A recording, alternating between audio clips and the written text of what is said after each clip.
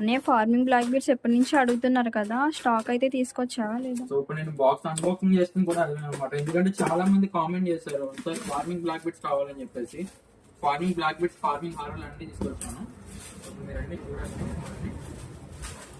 Farming black bead, farming హారం, black beads ఉన్నాయి, హారాలు కూడా ఉన్నాయి, చూపిస్తాను. ఇది హారాలు, బ్లాక్ బీడ్ కూడా వచ్చాయి.